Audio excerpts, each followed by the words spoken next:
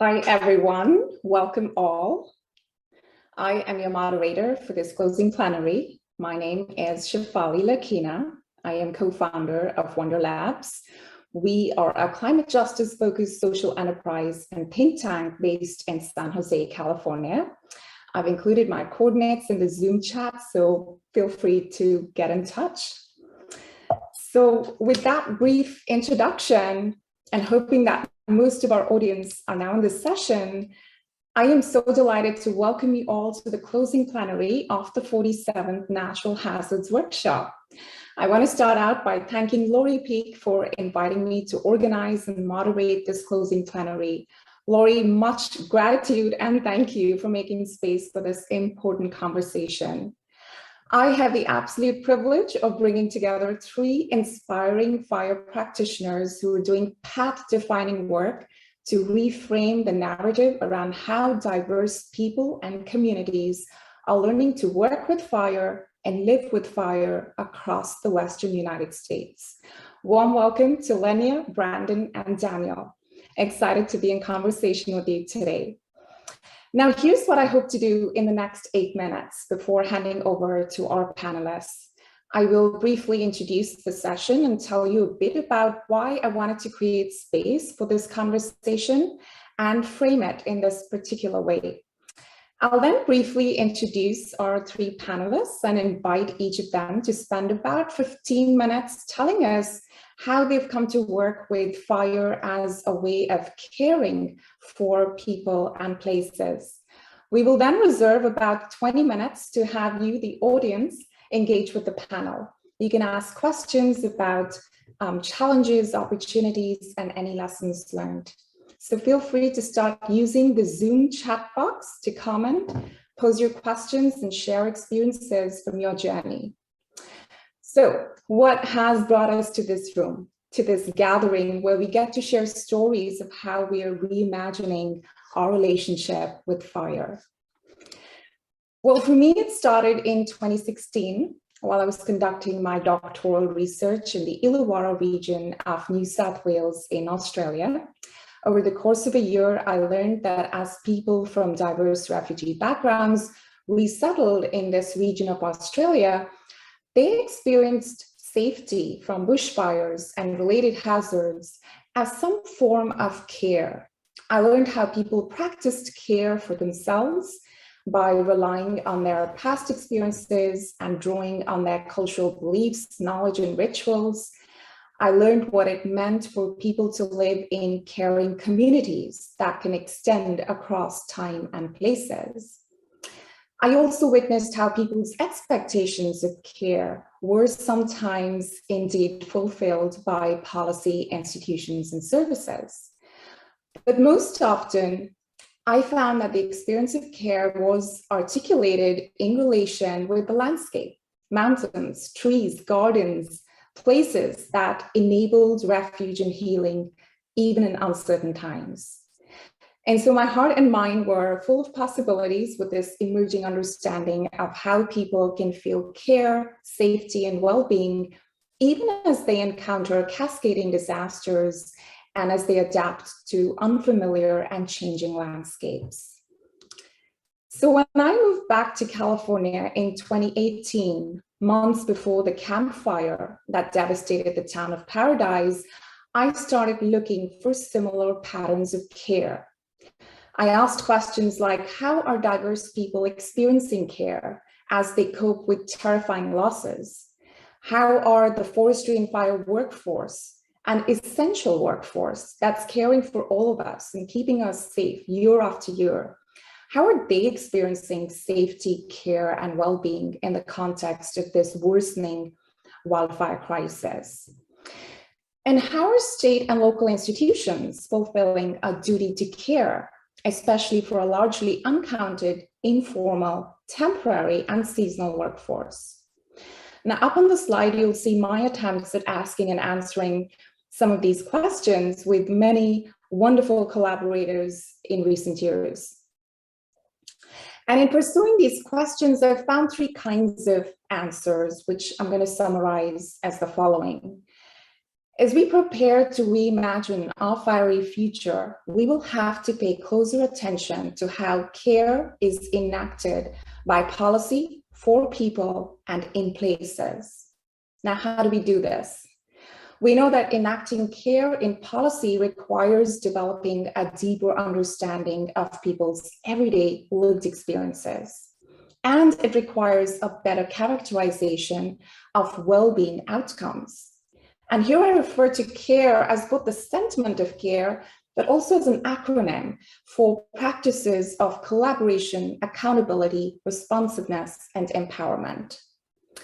As we repeatedly witnessed, it is in the absence of these foundational pillars of good risk governance that communities and the workforce can be left without pathways to basic human development and well-being outcomes. And then beyond policy, how are people practicing care as we prepare for a fiery future? Living through the worsening wildfire crisis in California in recent years, I found that people who envision an expansive sense of community and belonging lead with practices of care. We're seeing how diverse fire practitioners, such as represented on this panel today, are organizing, mobilizing, and collectivizing to move policy and legislation in impactful and caring ways. I've also heard people personally affected by fire and people working with fire in the landscape talk about the places they care for as home and as a sacred refuge, even when the landscape they know so well is charred and changing. And so attending to this relationality of policy, people, and places became the focus of our mission when my partner, Anakul, and I co-founded Wonder Labs in April 2020. And to concretize and further develop this understanding, we launched the Reimagining 2025 Living with Fire Design Challenge last year. Convening this annual design challenge has become our way of co-learning with student-led, community-centered, and place-based visioning practices. And we've had some really inspiring outcomes from our 2021 cohort. I've provided briefs for each project up here on the slide. Details are, of course, available on the website, and I'll be sure to drop links in the chat soon. And over the past year, these student-led projects have really confirmed the importance of developing a relational and intersectional understanding of people's diverse capacities for living with fire and working with fire. Now, this year's Living with Fire Design Challenge cohort will work to develop a better understanding of who is doing this work and what might be needed for a just transition into a fiery future. We'll ask questions like, in what ways are federal and state policy responsive to people and places by democratizing fire management and empowering people, all people, to be stewards of land and fire? And in what ways are diverse fire practitioners finding a sense of belonging, care, and empowerment in the fire world? And this framing we know is important because we now acknowledge that for too many decades, the dominant narrative has excluded people and communities from working with fire and living with fire in the landscape. This exclusion has, of course, been premised on a rejection of diverse ways of knowing, but the narrative is changing. Even as we look into the future, we're learning so much from the past, from the traditional and cultural knowledge of people who have stewarded this land for millennia. And so in that context, I want to now invite our panelists to show us how this mission is widely shared among a new generation of fire practitioners who are building diverse, community-centered coalitions and partnerships to reimagine our relationship with fire. First up, I am delighted to welcome Lenia Quinn Davidson, who is a fire advisor with the University of California Cooperative Extension. Lenia will talk about how prescribed burn associations across California are facilitating collaborative, inclusive, and just outcomes for diverse communities on the front line of wildfire impacts. Through concrete examples, Lenia will share how these coalitions are affecting systems change through workforce-led, and community-centered organizing and policy work, and how they're reimagining a future with fire in California. Lenya, over to you. If you could please unmute and share your screen. Great. Thank you so much, Shefali, for the wonderful introduction. How does that look? Can you see the presentation? Okay, great. Well, it's such an honor to be part of this plenary session. I really appreciate Shefali inviting me, and I feel privileged to be sitting here alongside Brandon and Daniel too. So thanks so much for having me. As Shefali said, my name is Lenya Quinn-Davidson, and I am with the University of California Cooperative Extension. I'm also the director of the Northern California Prescribed Fire Council, and have been working on prescribed fire-related issues in California for about 15 years. So when I talk about prescribed fire in this presentation, I know many of you probably aren't fire practitioners, but I'm talking about the beneficial use of fire and actually putting fire on the ground, to benefit ecological and cultural values in California. And I want to preface the conversation by just explaining a little bit about how things have changed in the last 5 to 10 years in California. We have seen dramatic change in who's using fire and what that looks like and what the conversations are. And we've gone from an era, a multi-decade era, where prescribed fire and fire in general, fire management, looked a lot like the photo on the left. Largely one demographic, very heavily professionalized, very suppression oriented. So, focused here in the West on putting fires out, on keeping fire off of the landscape. And we have really made a change in that. And we've moved in the direction of what you see on the right, where the fire management system is shifting.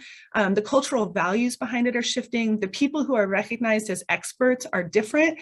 We're seeing tribal and cultural leaders. We're seeing women. We're seeing young people. We are changing the conversation around fire in California. And this is a recent phenomenon, and it's very purposeful. It's something that my colleagues and I have been leading on and pushing on, and not without tension and controversy. It's been a hard shift in California to change that conversation, but people have been ready for it because we are in such a fire crisis in California that we're really desperate for solutions. And we're not just desperate around the idea of catastrophic fires like the ones we've been seeing in recent years. We're also desperate around the need for good fire. We know that we're losing ecological and cultural values at an incredible pace, and that we need more fire on the ground in a good way. So with today's presentation, I'm going to talk about this movement. This has really been an uprising around prescribed fire, a community-based effort, really grassroots. It's not a program. It's more of a coalition building and a shift in mindset. And so I think you can see in this map, this shows the community-based prescribed fire groups that are operating in California right now. Most of these groups have formed and become active in the last 5 years. And we kind of started doing some of these innovative community-based prescribed fire projects in the north coast of California, where I live, up in Humboldt County, back in 2017. And the interest and momentum has just grown dramatically. And as you can see in this map, the blue counties are places where groups have formed and are actively burning together, community-based groups that include all different kinds of people. Orange counties are places where they're in formation and maybe haven't started actually burning yet.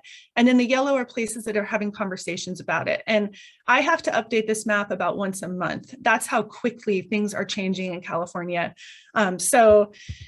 With that, I'm going to talk a little bit about how we've empowered this prescribed fire movement in California.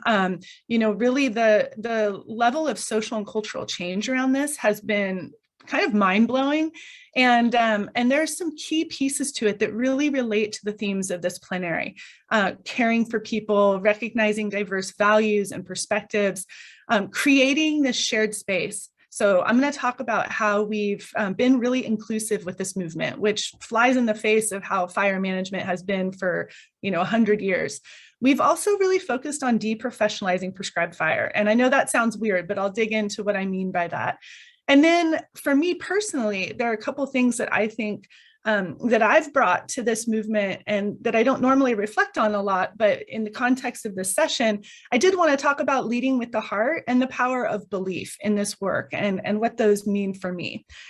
And along those lines, I just want to say that my approach to this work and to working on fire have been largely influenced by kind of two major components of my life. One is that I grew up in a really remote part of Northern California that is very influenced by fire and has always been impacted by fire throughout my life. So I grew up in a place called Trinity County, which is one of the least populated counties in California, and just experienced fire throughout my childhood and into my adulthood. My mom's still there. This photo on the left is a photo of the Monument Fire, which burned all around my hometown last summer. I had to go evacuate my mom again. But I also want to talk a little bit about my family, because I think that the way that I grew up and the context of my childhood and my parenting really affects my work today. And my family were really kind of counterculturalists. And they were hippies who moved from the city out to the country to this remote part of California, kind of homesteaders, and really taught me and my sister to question authority, to question what we think we know, to try to do things differently if we see problems. And I really feel that my sister and I have both brought that into our work. She's a politician and I'm a fire practitioner, but I really think about that in the context of this caring and trying to, bring equity and inclusion to our work, that we have had to question the things we know about fire in California. And we've had to actually actively fight against them in some cases. And I really thank my family for bringing that to me, that perspective. So with that, let's talk a little bit about this movement in California. One of the big tenets of the movement is that everyone is welcome and has something to contribute. And this really, it might seem obvious, it sounds like something you hear all the time, but in the context of fire management, this has not been the case for a very long time. Fire has been incredibly exclusive, elitist, like I said before, really led by a single demographic, and hasn't been inclusive of different kinds of communities, different kinds of perspectives, different kinds of histories, and historical and traditional and cultural knowledge. So this movement around prescribed burn associations and community-led prescribed fire has focused on making sure that everyone is welcome and that we don't turn anyone away. If people want to be involved in this work, why would we not bring them in?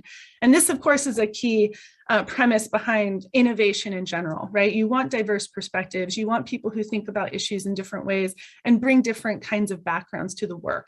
So we really focus on that. And we have old people, young people, families, fit people, unfit people. It doesn't matter. We want all of those people involved in this work. And we also believe that prescribed fire does not have to be expensive or overly bureaucratic. Humans have an innate connection with fire, and there's a deep, rich history, spanning millennia with normal people using fire in California. So it does not have to be expensive or bureaucratic, but it should be multi-generational. And we should be finding opportunities to bring younger people and older people together around fire. Prescribed fire is a perfect venue for that. I also feel very strongly that we shouldn't be talking about these issues in the context of education. I really don't like talking about educating people. I find it very condescending.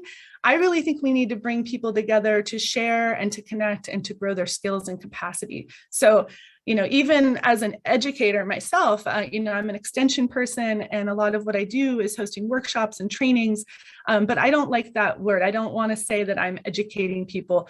The people who come to this work have so much to share, whether they're fire practitioners or not. And we really need to value all those diverse perspectives and skills. So the other thing I feel very strongly about is this idea of de-professionalizing prescribed fire. For a long time, we've had a culture in California of the fire experts only looking one way and being one way, and that they're in charge of it and they're going to regulate it and tell everyone else how it should look and how it should be done. But they forget that, the originators of fire use were not these professionalized fire suppression people. they were tribes and they were cultural practitioners, and later they were ranchers. They were everyday people in California managing and stewarding the landscape for the values that they cared about. And that is the history of fire in California. That is the history of prescribed fire. And when we look around this landscape, everything we care about, everything we know and love is a product of that relationship between people and fire. So we need to recognize the paternalism of the current system and the regulation of fire and the regulation of people and their connection to fire. And we need to fight against that. And we need to recreate cultures of fire. We need to learn from our cultural practitioners. We need to learn from our ranching community. We need to learn from local folks who understand weather patterns and ecosystem dynamics and things like that. So local and traditional knowledge are a huge part of this work. We also can create unusual coalitions and relationships around those connections with fire. So it's been really interesting in California to work on this and to develop coalitions and collaborations among groups that are often very disparate on other issues. So we've formed some pretty incredible and powerful alliances between tribes and ranchers and environmental groups.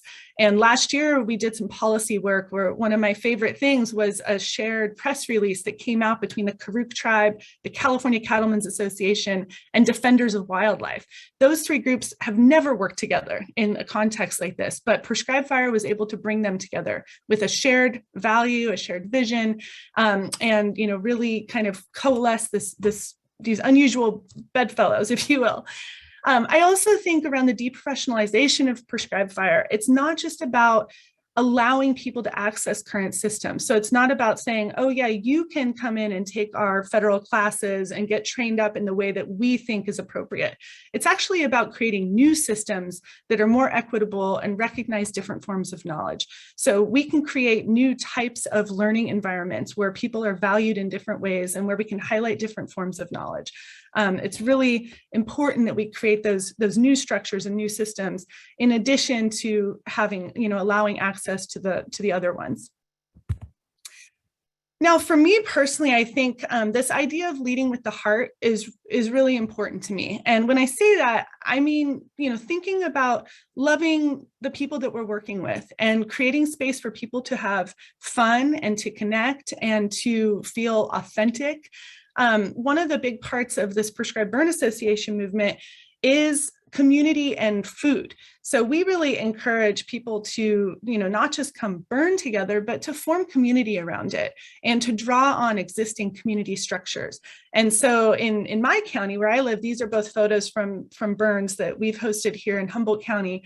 And on the left is one of our PBA members who likes to come and provide lunch for everyone, which just really brings this like loving environment. On the right is a picture of 3 volunteer fire department members who were key instigators in the early days of our Prescribed Burn Association. And I share this photo because the guy in the middle actually died suddenly and tragically a couple years ago, not on a burn, but of other causes. And it was so neat to see the fire community in our county, including our Prescribed Burn Association, rally around his family and around his life and celebrate it. And I think that those kinds of connections and relationships are so important to the work we do. And at the state level, we all are good friends. The people who are leading these community-based prescribed fire groups, we're not just colleagues. We've developed close relationships, trusting relationships. And that's part of the power of this movement, is that we are all so deeply connected to one another.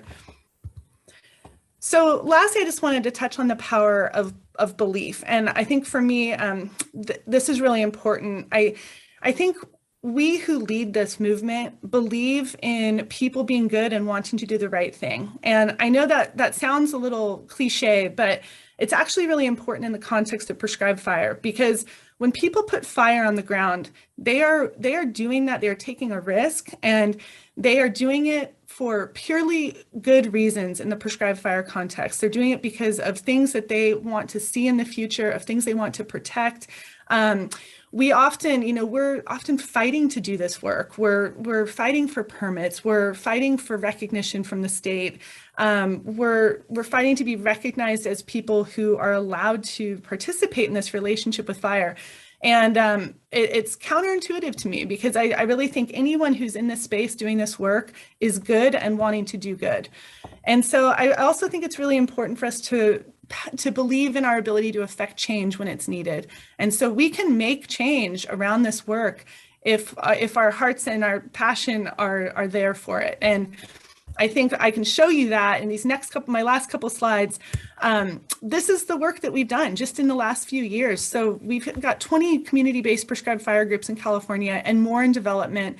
We've had thousands of people who have trained and connected and been inspired together. And I did a brief survey just a couple months ago of these prescribed burn association groups and found that in the last 3 years, these groups have accomplished 356 projects with no escape prescribed burns and no damages to anyone's property. They are doing good work, and they're doing it at in a way that's very impressive.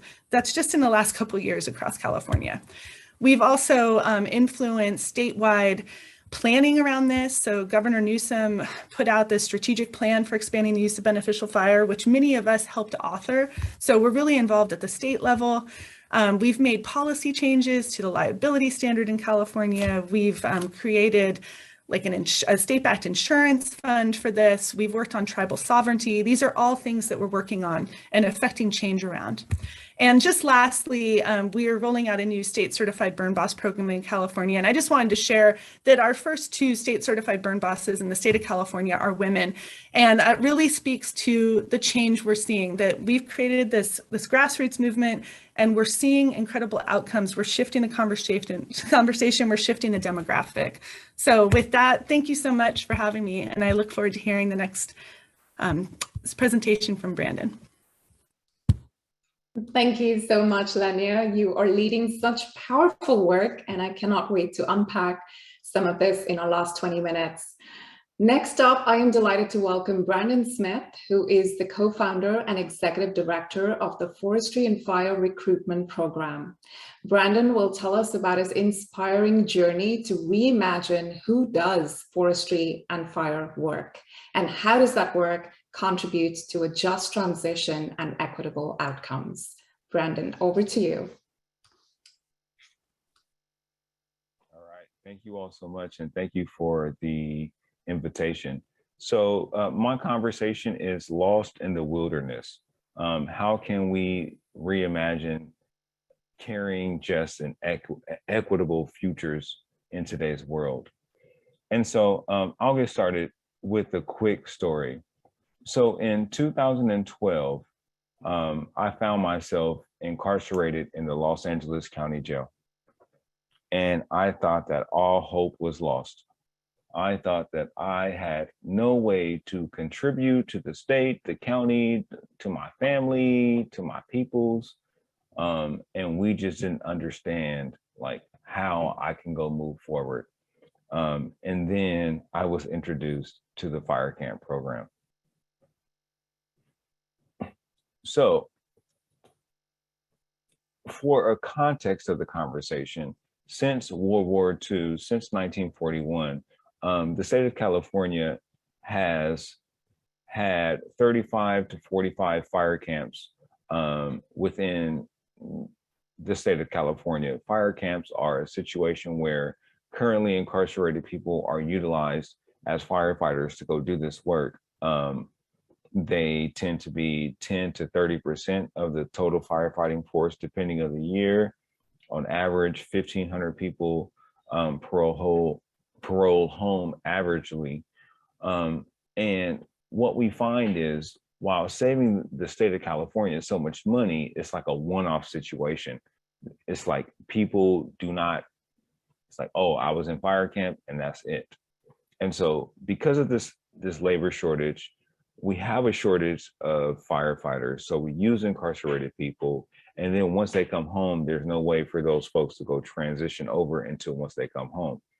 I was one of the people who was able to actually transcend all of that work. So I did the work in fire camp.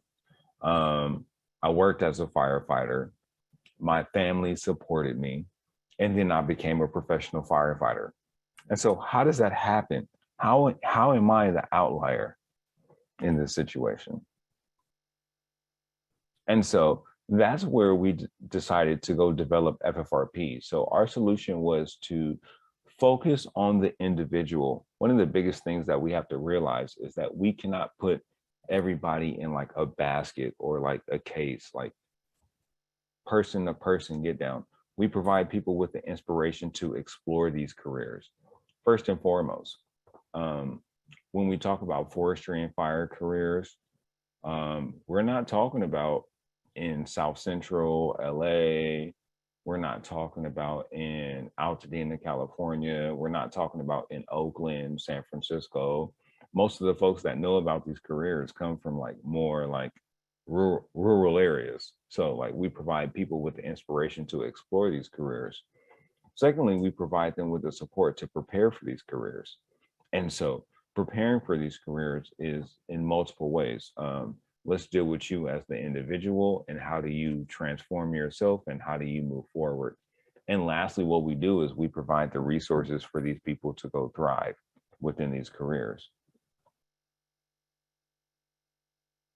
And so it's so interesting that we have this conversation today because we meet at a very unique intersection. So FFRP, we care for the people and we care for the land. We have a very unique intersection of needs.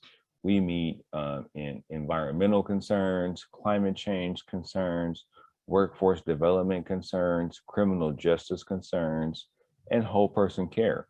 And our whole goal is a duality. Like, how do we help to increase the amount of firefighters, forestry technicians, logistic techs, that people to go help out this work? And then also, how do we help these people who never knew about this work? I don't know where folks come from, but I'm from Pasadena, California. I'm from the Rose Bowl.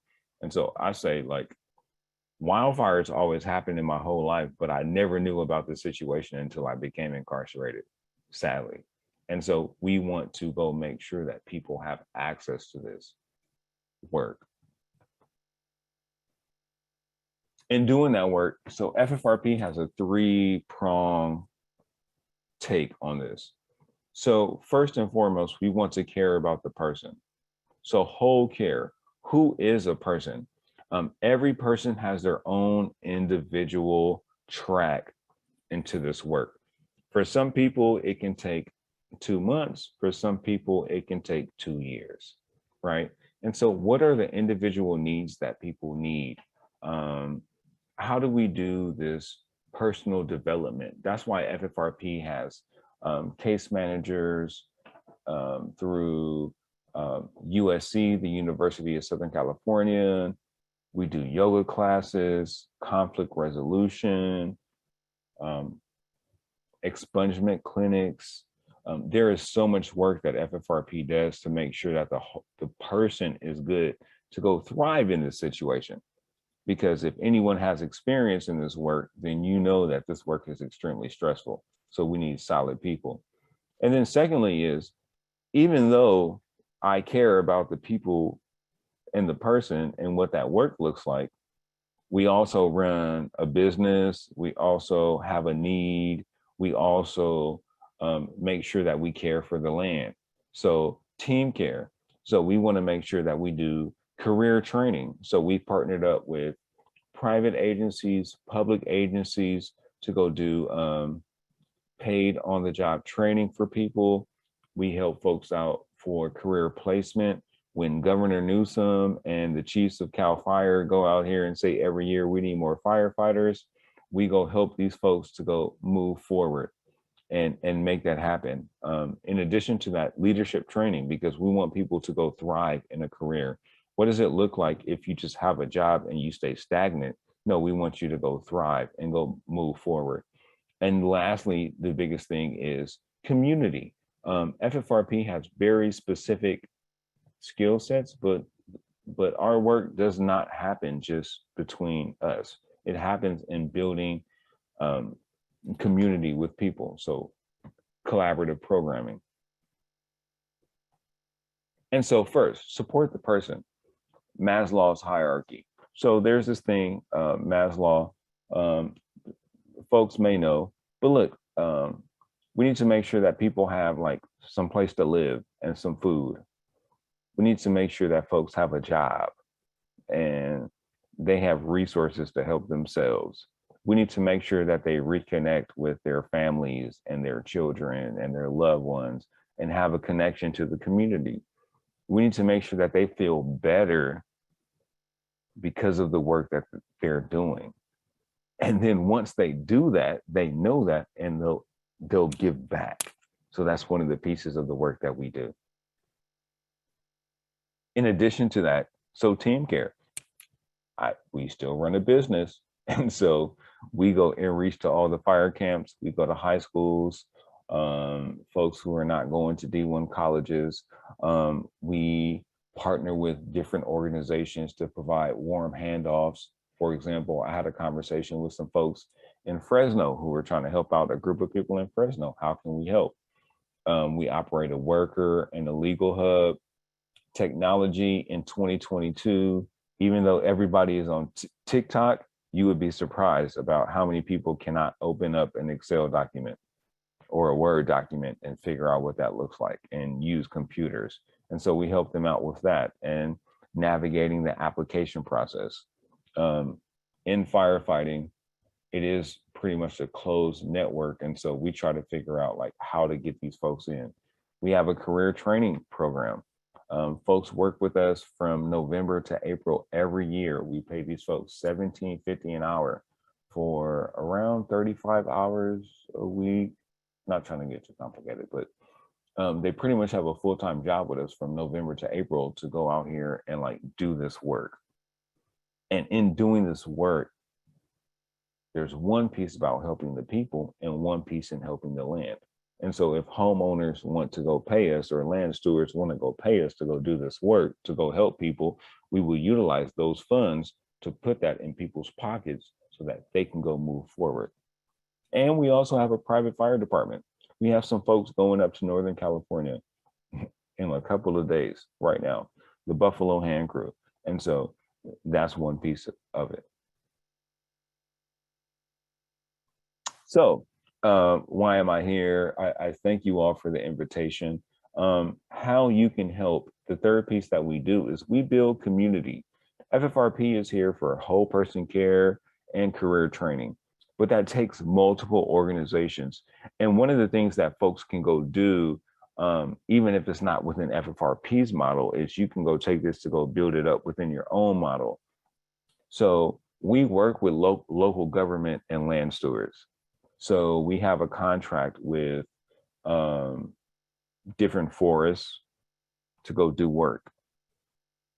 That work provides training opportunities, and it also provides income to go put money in people's pockets.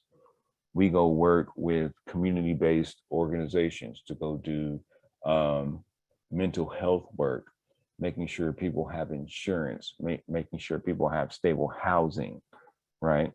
We also do career training where we work with employers. So we have ongoing conversations with California's fire agency, CAL FIRE, with the federal government, the Forest Service, BLM, BIA. There's a couple of different Park Service. And so like employ these folks because we've trained them. And then we also work with recruitment agencies. Let's go figure out where these people are and like how to go access them. And that combined builds together this network of care, because it's not about just getting somebody a job or a career. It's about how can they get that job and career and thrive in that?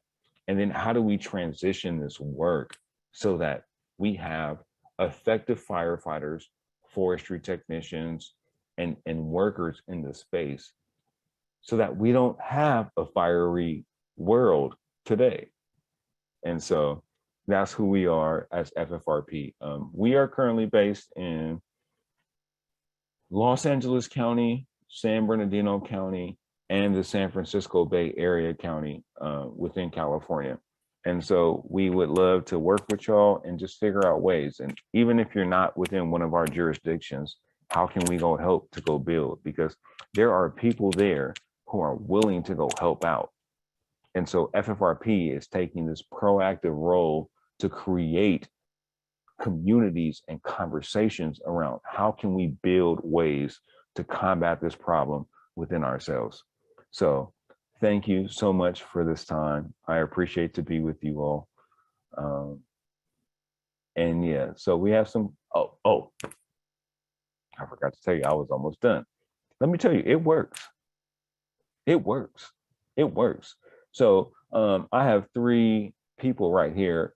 Matt Hudson, he is now called Captain Hudson, worked for the Forest Service, worked on hail attack, worked on engines, now is one of our lead trainers. Otia Rogers, who now works for Caltrans, leading crews to go do thinning on the side of freeways. And Miguel Ortiz. Ortiz went out here and created his own tree trimming business. And so it works. Like, we can go do this. I would love to go build with all of you all. Thank you. Wonderful. Thank you so much, Brandon. I am so humbled to learn from your transformative work and cannot wait to talk more about it. A quick reminder to the audience to drop your comments and questions in the Zoom chat box so we can come to that in the last 20 minutes. Finally, we have the pleasure of hearing from Daniel Godwin. Daniel will tell us about how community-centered coalitions such as the Ember Alliance are fostering radical partnerships to reimagine capacities and capabilities for socially just fire management. Over to you, Daniel. Yeah, thanks. Can you see my screen all right here? Yep. Sounds good. Thank you. Well, good afternoon, good morning, whatever direction you are. I saw some people in the chat box are in Germany, and I'm not even sure where that time zone is at this point, but good to hear from everybody here today. So I'd like to talk a little bit about how we've been thinking about socially just fire management. So we're subtitling this, Caring for the Future Through the Present, and that is a pun. So it hopefully we'll work in some more dad jokes throughout this. So let me click forward. Oop, there we go. So I work with the Ember Alliance. I'm one of the executive directors here. We are a nonprofit that works nationwide. We're based in Northern Colorado, and we joke that we're a bunch of recovering suppressionists, meaning that we are all either former or still current wildland firefighters, and we maintain our qualifications in part because we feel like we have a duty of care, again with that, to use these skills that we maintain, but we also want to start moving into new directions here. So we're really dedicated to helping support, create fire adapted communities and foster fire adapted communities, increase the pace and scale of prescribed fire, and create a more socially just fire management community. So how can we make fire management more socially just? I mean, there are a lot of components to this. It is a real sticky issue, and maybe less of a sticky issue and more of a just one of those challenges that if it were easy to fix, we would have fixed it by now. But it's not, because there's so many different intersecting components to it. So we really focus on 2 elements of this within our team here. We think about wildland fire workforce development, and we think about the preparedness and prevention side of this. And so from the preparedness and prevention, we do a lot around community-based, inclusive, collaborative wildfire prevention planning. And there was a question in the chat box about how CWPPs intersect with other planning documents, which are community wildfire protection plans. And we really see CWPPs as an opportunity to help bring different voices to the table that otherwise are oftentimes not there, either through active exclusion or passive exclusion, to come to and work together around preparing for wildfires, preparing for wildfire response, and preparing for recovery from wildfires, because we know they're inevitable. So what are we going to do when they happen, and how are we going to recover from it? And we also use this a little bit as a stalking horse to get people to talk about,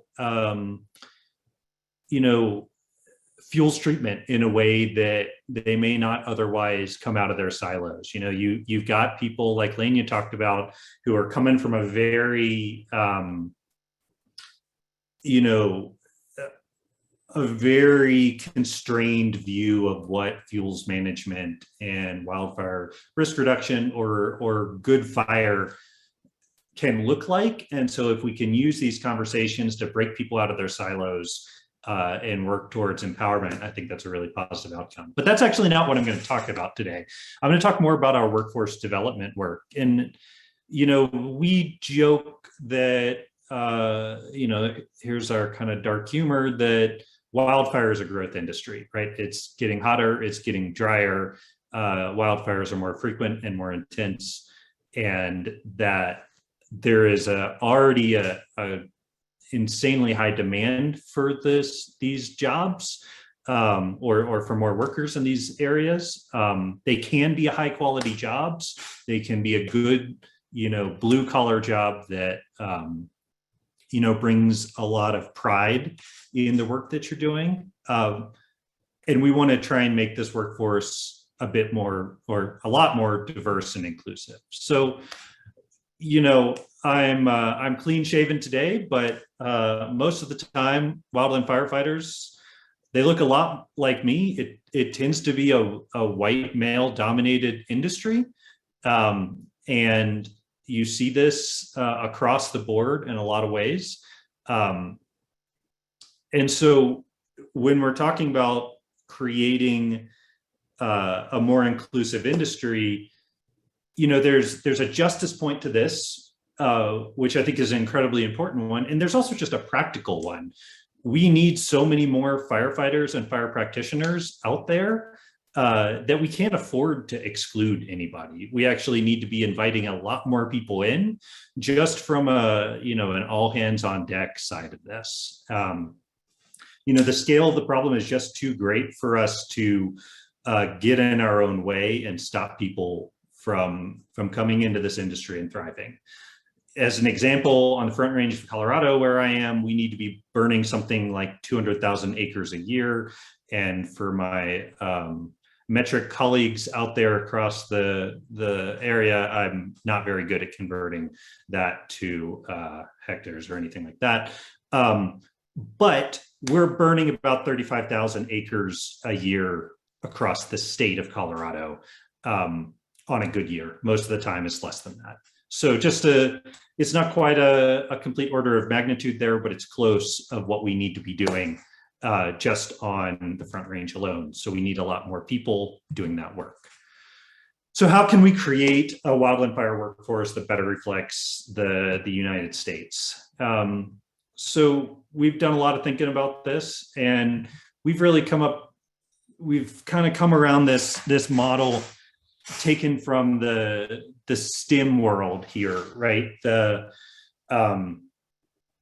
wildland fire, or the STEM pipeline. And oftentimes when we talk about that, we talk about the arc of employment. So there's a lot of people at the beginning of the pipeline, and over time, particularly in STEM careers, you see fewer and fewer people, particularly people of color or of marginalized genders. And the Leaky pipeline model has come to some criticism, I think, which is very valid. And it's not, leak is a very passive term, and it ascribes no agency to the people that are leaving. So think about it from a blockages perspective. So a block increases the pressure for the liquid to leave at that point. And so if we use this model to think about the wildland fire workforce, where are the blockages and what are the interventions that we can apply at different points along this pipeline to try and remove those blockages? And so if we think about this, let's start from the beginning. A lot of people just don't know about wildland fire careers, right? I grew up in Florida. We have some of the most or we burn more prescribed fire acres in Florida than some other states combined every year. And I knew prescribed fire existed, but I had no idea how to get into the career. And I come from a fairly privileged background, like a middle-class family. I'm a white guy.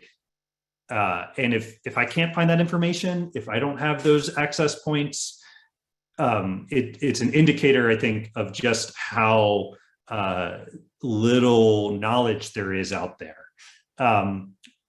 I benefited from being able to see myself in a wildland fire career because, again, looking back at it, what does all the media look like? A lot of it is white bearded dudes with shaggy hair. And that is beneficial for those individuals to be able to see themselves in that way. But for a lot of people, people of color, people of marginalized genders, it's hard to say like, oh yeah, that is a career boss. She looks like me, and that's something I can ascribe to. And so maybe you can see yourself in these careers, maybe you can, about it, but the training that is available out there, the job training is either poor quality, inaccessible, expensive, or you don't know how to get to that training. And that's something we focus a lot on in our organization. I'll talk a little bit about that. And then past that, I don't know if anybody here has had the great displeasure of working through USA Jobs, which is the federal hiring website that covers most federal fire jobs. It is a nightmare, and it is just a total disaster to work through. And so just coaching people how to work through these kind of things, because you could at that point totally wash out and not know how to structure your resume in a way that gets through the centralized hiring authority in Albuquerque or something like that. And so there's consistent barriers. And so that's kind of the supply side consideration here. And then there's other elements to it here. Fire jobs don't always pay well. And so maybe you can't afford to live on what a fire job pays, or you can, but only in ones where you have a lot of overtime, which means you're traveling a lot. And so maybe you have home care, maybe you live in a multi-generational family or a multi-generational household, and you need to be home to take care and provide elder care, child care. And so travel really conflicts with that. You need to be at home to pick kids up from daycare or whatever. And so, you move from coming into it and then all these other kind of job quality issues that challenge things here. And then that's even before you get to things like toxic crew culture, which we see a lot of out there on these fire crews. And being passed over for training opportunities, particularly if you're coming from marginalized genders or you're a person of color, or assumed incompetence, or any of these other things that really, once you get in, maybe you've passed through all of these blockages and you're trying to thrive, but there's all of these things that are grinding you down. And so we've been really thinking about how can we address these challenges. So we're pretty focused on improving recruitment. And so one of the ways we can do this is improving training quality. So we've started developing new either remote or hybrid trainings, asynchronous training, redoing the materials that meet the standard federal training requirements, but deliver it in a way that is adapted for what we know about adult learning. There's a lot of changes that have occurred since a lot of this federal standardized training came out in what we know about better teaching standards. I don't know if anybody here has sat through your standard basic firefighter course, S130-190, but it's a lot of death by PowerPoint. And I say that in all irony, giving a PowerPoint right now. And it's a lot of bullet points, and it's a red, textbook that they give you that has just page after page of bullet points. And it's a terrible way to learn how to do this work. And so we've really tried to hit the notes that they're trying to do, but deliver it in a way that is more effective, and shows a wider variety of people doing this work. Because again, to be one, you have to see yourself in this. To be one, see one, right? And so we've been deploying these trainings through youth corps. We've done a lot with the Gulf Corps program in the Gulf states, that's Deepwater Horizon money, partnering with community colleges, and really trying to iterate on this and develop better material. And so working into this, we're also starting to do more training that includes active bystander training. So to try and get people the skills to work through toxic crew cultures when they're there, working through emotional first aid training, because this is a oftentimes very stressful job. I think everybody that stays in wildland fire long enough knows someone who's died, and especially in aircraft and things like that. And so, or had near misses or burns, or, it's a challenge. So the emotional first aid training, so we can be there for ourselves and we can be there for others, and really focusing on mental health, as well as conflict resolution skills. And the idea here is that we can help train the leaders of tomorrow, who are going to be the crew bosses, the engine bosses, the AFMOs that are going to be out there, and who can foster more inclusive and kind cultures.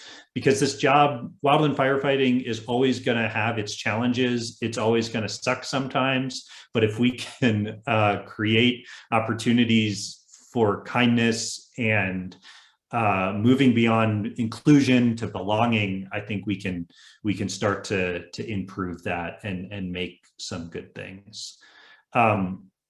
So what are we doing? How are we doing this right now? We have a pilot program with a local community college. So we're bringing in all these kind of disparate approaches that we've been using across different youth corps and other organizations, and bringing it into this place-based training. And over the past 2 years, we've graduated 52 students. They come out with all of these skills, the basic firefighting, the chainsaw training, but also the suite of leadership training and mental health tools.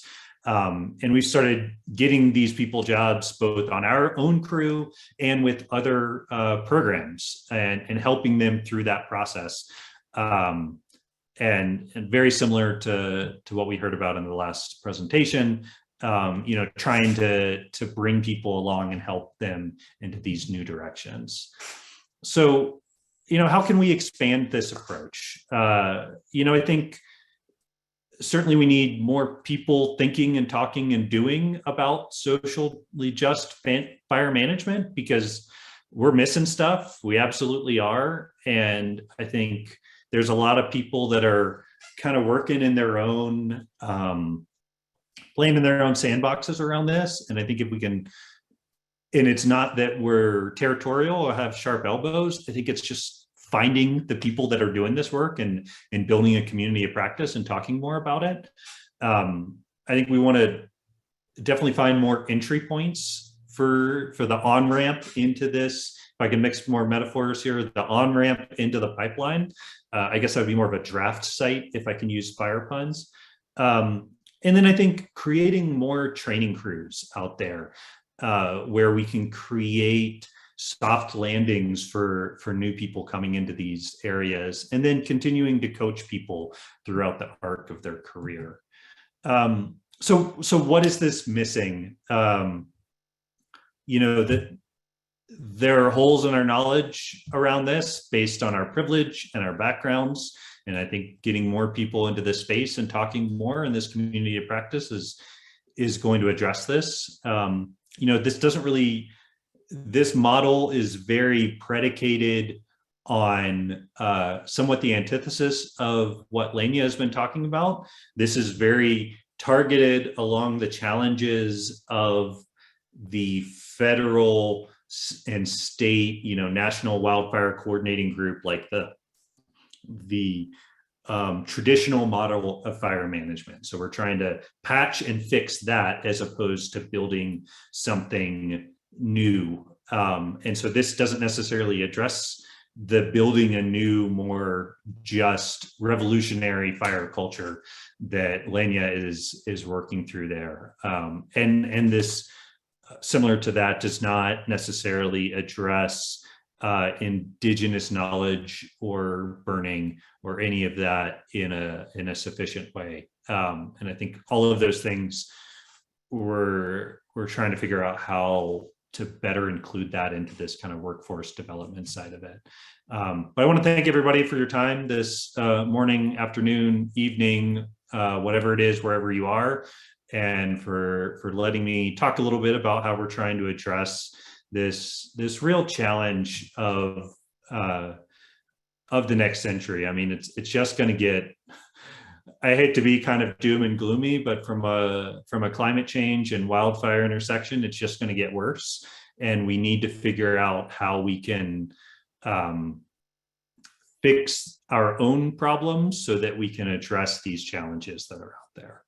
So thank you, everybody. And I look forward to question and answer after this. Thank you so much, Daniel. Wow, just wow. Could we have asked for a better panel? All three presentations have given us so much to be inspired by and think about. I want to lead us now into a 10 to 15 minute discussion to unpack some of the themes that you've all touched upon. And I'll be sure to pull in some of the excellent audience comments and questions from the chat. To get us started, I'd love some reflections on the challenges that you've encountered in doing this caring and careful work. These could be challenges with the workforce that you're training, with the communities that you serve, or with partners who are supporting you on mission-aligned outcomes. I know a couple of you have already touched upon some challenges during your presentations, but I wanted to offer space for deeper reflection on what's holding us back currently from realizing our vision of caring, just, and equitable futures in a fiery world. I'm happy for anyone to kick it off.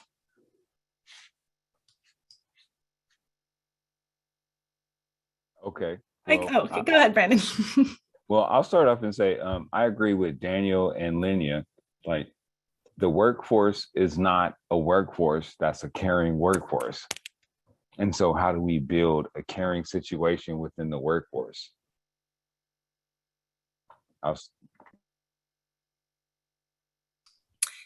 Yeah, I was just going to mention that in the work that I do, I think one of the biggest challenges is around ownership of fire, and who gets to own fire on the landscape. And I think especially in the Western US, we're just so entrenched in this idea of fire suppression culture, and again, that the fire management agencies own fire, and it's been really hard to break into that and to create space for other kinds of folks to be part of that. And so the things that Brandon and Daniel talk about, it's all part of that ownership conversation. And I'm so grateful to both of them for the work they're doing, because I think we really are tearing down some of those walls and learning to co-own fire in this landscape.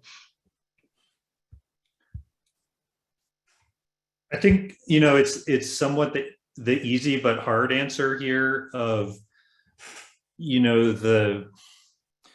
we can always find funding for the tanker drop, but finding funding for community-based fire training or cooperatives or PBAs or tribal programs or workforce development programs, that's beg and borrow and stealing. And it's always a competitive process. And it, I feel bad sometimes getting the grants that we do because I know someone else isn't getting that grant, right? And it is zero sum for a lot of this funding that's out there when it isn't necessarily for other, for suppression funding. And so, you can't solve everything by throwing money at it, but you can solve some things by putting some money at it, right? And it's, necessary but not sufficient, but it's pretty damn necessary for a lot of this work. So whether it is, the foundation money for things like tribal fire programs, endowments, or just, I don't know, like community workforce development block grants or something like that. I think we need a lot more of that to see this stuff moving forward. I can briefly add to that real quick. Thank you, Daniel. So I remember when my first professional job at the Stanislaus National Forest, I was on a fire use module, which is like a 10-person version of the Hot Shots. And so we were out there, and they always used to tell me like, oh, you're a city person because you're from LA. They didn't know I was incarcerated or previously incarcerated, but you're a city person. Oh, like you're not from up here. You don't know what's going on. There is such a culture in this space that we need to start breaking down. And I remember at the end of our season, when we had our end of the season, like barbecue, everybody was like, thank you so much, Brandon, because we didn't know what this was. Like they were open to learning new cultures. And I think we need to start building new cultures out here so that we can all go own this, like Lenya and Daniel are saying. Yeah, those are great points. Thank you so much. And that relates to the follow-up question, which is around, how is the workforce receiving care from institutions, from communities, or elsewhere? And again, some of you've touched upon this in your presentations and the points that you're making, but concretely, what still needs to happen in terms of funding, policy framings, legislation, and implementation and enforcement to ensure that this workforce is protected and is being cared for as whole people, as Brandon pointed out, who often belong to historically and socially marginalized communities. What is your ask as fire practitioners leading this work? What is your ask? What would you like to see happen in that desired future?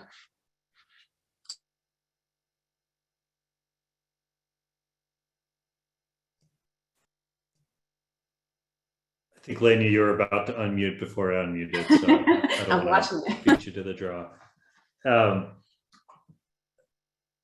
Just thinking from the kind of professional wildland fire workforce side of this, things like Tim's Act, the Tim Hart Act, that really focuses on improving pay and benefit. That's kind of I think of it as that's the demand side. Like if we can get people through all these challenges and get them hired, we also need to keep them by paying them better and giving them more resources, mental health resources, benefits, retirement, all of those things. And I feel like that's the bare minimum we need to be doing for people. There's a lot more, but that's the best thing we've seen in a while. Hat tip to Nagoose on that. But then, the other side of this is that we need vastly more wildland fire practitioners so that we're not burning out the people that we have. And, if you're going back to back, role after role, all season, it's not sustainable. It's not sustainable for your mental health. It's not sustainable for your bodies. It's not sustainable for your families. And if you can't do those three things, nothing else is going to work, right? Like if you can't have a dog or a cat as a wildland firefighter, like if the workforce or the way that the work is outlined makes it that so that kind of bare minimum of like connection is impossible, we're doing it wrong. And you see it. So for instance, there's a proposal out there, and I think a couple pilot programs for hotshot crews to move from 20 people to 30 people. And so they rotate 10 people out every role. And so that's to give people just recovery time and time with their families and things like that. And things like that, new models of thinking about what our suppression workforce will look like I think are incredibly important, because what we're doing barely worked in the 60s and 70s and sort of in the 80s because it was wetter. But it hasn't been working under climate change, right? And it's going to get worse. And yeah, it's not great. So that's where my policy end of a lot more firefighters, better benefits, and how can we keep them and not burn them out?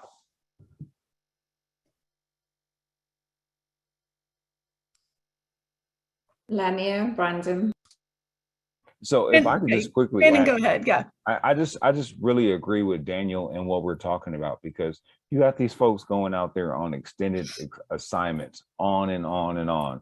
We always talk about how like firefighting is one of the most detrimental situations if you want to have like a family and stuff, because you're always going to be gone.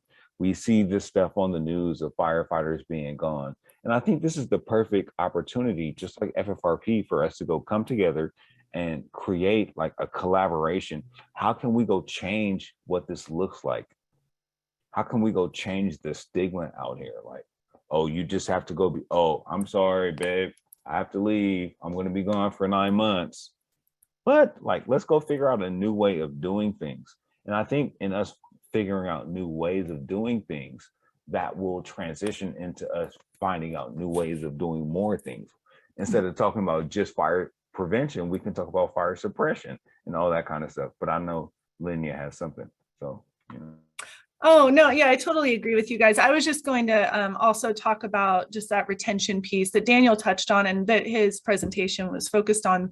But we need to change the culture of fire so that more people feel like they belong. Like you said, it's, so many, one of the other things I didn't talk about today, but I work a lot on issues around women in fire and underrepresented groups in fire. And we can keep recruiting those people into fire jobs, but if we're not creating a space where they feel welcome and feel safe and feel valued, then they're not going to stick around. So we see a lot of women and underrepresented folks doing a season or two and then deciding that it's not safe for them or not, it's not welcoming. So I think I saw some comments in the chat about the kinds of programs that we can lead around active bystander, around unconscious bias. There are some really wonderful people facilitating that kind of work. And I'd want to see our fire management agencies prioritizing that. So many of the trainings around sexual harassment and diversity, equity, and inclusion are cheesy online trainings that people mock and laugh at. And we are setting the wrong tone around that work. We really need to have those be in-person, respected, valued pieces of our program. And so I want to see major investment in that beyond these online trainings that just don't do the job.